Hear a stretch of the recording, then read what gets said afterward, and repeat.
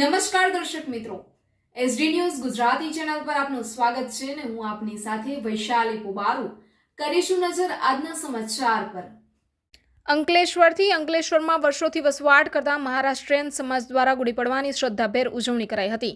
મહારાષ્ટ્રીયન મહિલાઓ દ્વારા પરંપરાગત રીતે ગુડી પડવાની પૂજા અર્ચના કરી હતી તેમજ સૌ તંદુરસ્ત રહે પરિવારની મંગલ કામના કરવામાં આવી હતી અને મહિલાઓએ ઘર આંગણે ચૂલા પર પરંપરાગત રીતે પૂરણપોળી બનાવી હતી અને ઉજવણી કરી હતી। ચૈત્ર સુદ એકમે મરાઠી સમાજના નવા વર્ષનો પ્રથમ દિવસ છે।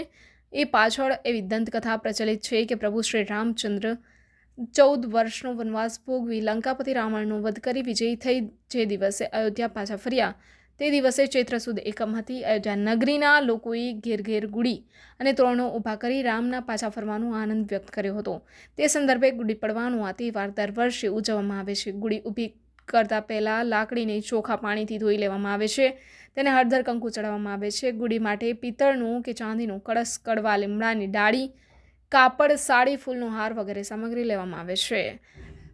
લાકડીના છેડે નાના રંગીન કપડાને બાંધી તેના પર કળશ ઊંધો મૂકવામાં આવે છે। આ ઊંધા લગાવેલા કળશમાં કડવા લીમડાની ડાળી લગાવી હાયડાનો હાર પહેરાવવામાં આવે છે।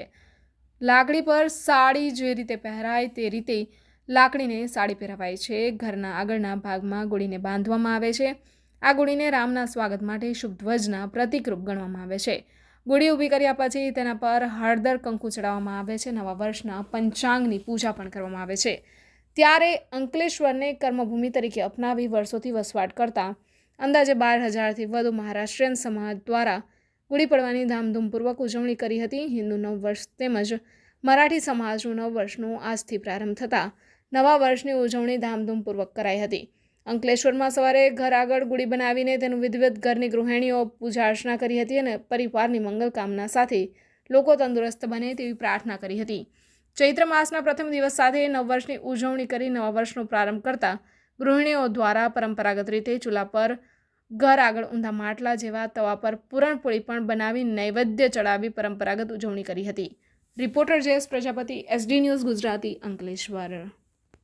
नमस्ते, मेरा नाम सपना शैलेश पाटिल है। आज हमारा गुड़ी पाड़वा का त्यौहार है। गुड़ी पाड़वा त्यौहार हम भारत का प्रमुख त्यौहार होता है। ये त्यौहार हम नव वर्ष की शुरुआत के लिए मनाते हैं।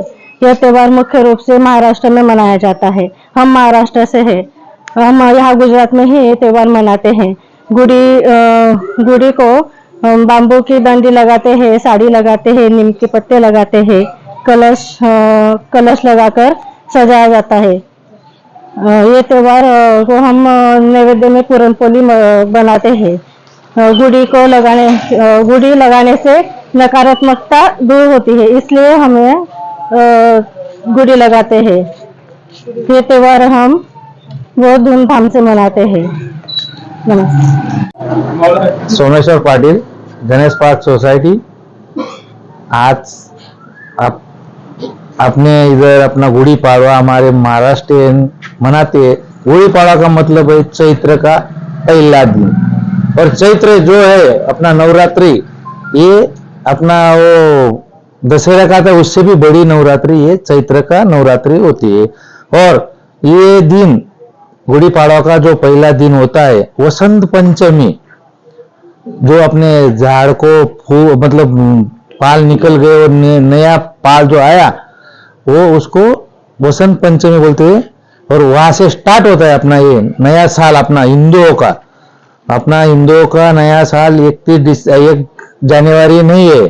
अपना नया साल ये गुड़ी पाड़वा के बाद जो आता है वो नया साल है अपना हिंदुओं का। मैं ये बोलना चाहता हूँ, ये गुड़ी दिखा दो इनको क्या होता है क्या नहीं, उसमें क्या क्या लगाया जाता है, नीम का पत्ता, फूल, ये सब आम की पट्टी बिट्टी सब लगाया जाता है, वो दिखा दो।